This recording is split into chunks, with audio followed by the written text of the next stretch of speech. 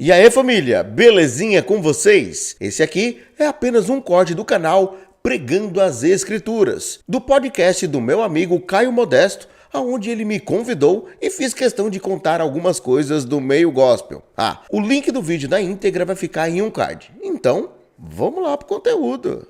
Qual foi o seu primeiro contato com a igreja e como foi a sua conversão? Eu sei que você tem um canal no YouTube, né? Um canal que tem bastante inscritos.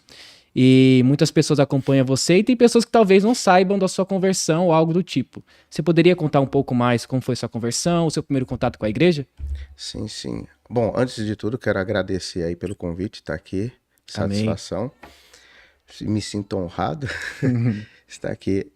Bom, a minha conversão, eu posso dizer que ela foi algo muito paralelo, pelo seguinte. A minha família, parte de mãe, boa parte são da Umbanda e do Candomblé. Eu nasci e cresci em um terreiro de Umbanda e Candomblé. Eu passei muita coisa lá, só que desde o início eu não me identificava. Da minha família todo mundo até então gostava e eu nunca me identifiquei. Porém o tempo foi passando, né? E quando eu perdi meu pai aos 13 anos, foi a época que depois eu comecei a dançar break. Tinha alguns amigos que inclusive falavam na época, o fulano é falso crente. Aí eu falava, falso crente, que negócio é esse? Mas por que falava que você era falso crente? Não, o meu amigo, porque ele dançava break e ele era da Igreja Batista. Tá. Isso em meados dos anos 90, 95, 96. E uma das pessoas que se aproximou de mim começou a falar um pouco de Jesus, só que na época eu não entendia muito bem, só que eu comecei a compreender alguns contextos, né, do que é aceitável, o que não é aceitável, coisas que, por exemplo, para um cristão como protestante, o que é aceitável não é aceitável para um cristão, por exemplo, católico ou de outra denominação. E nisso daí eu comecei a me despertar. O tempo foi passando, até que no ano de 2000, eu sei até o dia 18 de dezembro de 2000, Jesus me aceitou. Eu não digo que eu aceitei Jesus, eu falo que Jesus me aceitou, às 8h30 da noite. Eu tinha muito sonho com eu indo na igreja.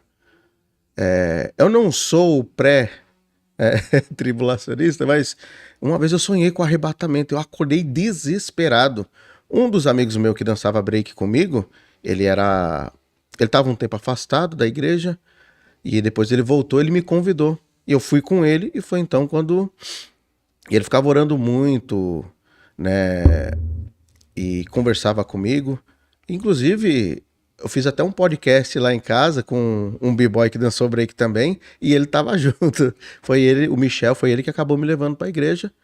Então, Jesus me aceitou 18 de dezembro de 2000, no dia 26 de junho de 2001, foi o meu batismo nas águas, e foi aí que a minha fé se instaurou em Cristo. E você teve o primeiro contato com uma igreja na Igreja Batista? Não. Era um amigo nosso da Igreja Batista. Nunca tinha ido.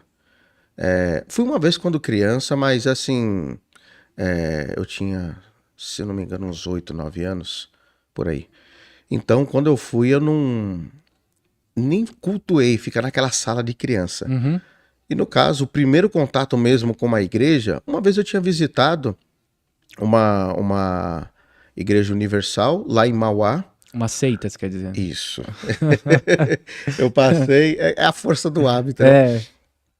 Eu trabalhava num mercado lá em Mauá, o antigo Sé, e passava de frente. E um dia eu falei, vou passar aí na frente. Eu vou entrar, quer dizer, passar sempre na frente. Um dia eu decidi entrar e falei, não, aqui não é meu lugar, não. Não era o seu lugar mesmo, né? Ainda bem, né? Graças a Deus. Deixa eu falar uma coisa pra você. Eu sei que a dificuldade de você crer em Cristo, Cristo aceitar você e você ter essa primeira caminhada, tem muitos espinhos, muita dificuldade. No começo da sua conversão, qual foi a sua maior dificuldade quanto ao cristianismo? Doutrina, mau testemunho de outras pessoas e você tem uma visão diferente da igreja? Qual foi sua maior dificuldade, assim, durante a sua conversão? Depois que Cristo, né, aceitou você, qual foi sua maior dificuldade? Você lembra? A princípio, uma coisa que eu demorei para aceitar muito era os usos e costumes. Uhum. Não podia usar bermuda, não podia usar camiseta regata, não podia... Eu não podia ir de barba pra igreja. Então já era uma coisa meio pentecostal, na verdade. Então. Sim, já era foi uma numa Assembleia denominação de Deus. Então já era algo bem, né? Bem. Porque normalmente quem tem esses hábitos de usos e costumes são aquelas igrejas pentecostais. As neo nem tanto, né? Mas as pentecostais é um pouco mais firme. Então sua dificuldade era a questão das vestimentas. Exato. Apesar que pra questão de bermuda, camiseta regata, lá eu nunca tive tanto problema assim. Mas o que era muito chato era a questão de barba. A Assembleia de Deus que eu fiz parte é o mesmo ministério da Fabiana Anastácio. Mesmo ministério. Só que a minha congregação não era um pouco distante da casa dela, né? Opa, até bati aqui. Então a gente era um. Às vezes as pessoas confundem também a questão do pentecostal atual do pentecostal que era no início dos anos 2000. O raiz lá, né? Isso. Por exemplo, o pentecostal clássico, como alguns até youtubers falam, né?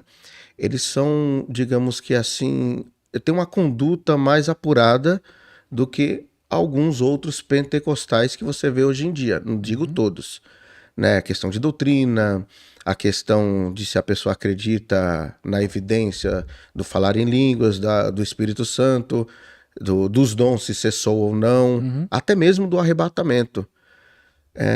Na época que Jesus me aceitou, a minha sede foi tão grande, porque assim, o rapaz que me levou para a igreja, o pai dele era um professor de escola bíblica dominical. E ele tinha lido a Bíblia 32 vezes. Nossa. E ele tinha mania de fazer umas perguntas para nós assim, sabe? Bem cabulosa. E isso começou a me aguçar a curiosidade. Tanto é que em 5 anos de conversão, eu tinha lido a Bíblia 9 vezes. E eu falo, e tem gente que fala que eu sou louco. Mas assim, foi por conta disso. E depois, que eu sei que não é só o fato de você ler a Bíblia, né? Tem muitas coisas. É quando realmente você acaba não só crescendo no conhecimento, mas também na graça, e junta tudo.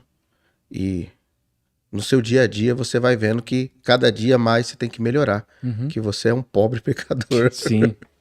Ô, André, eu sei que seus vídeos no YouTube, aí eu acompanho alguns vídeos, são polêmicos. Com certeza você já recebeu alguma bofetada de alguém aí, ou alguma ameaça. E deixa eu fazer uma pergunta pra você. Eu sei que seus vídeos é um pouco fora do nicho, assim, né?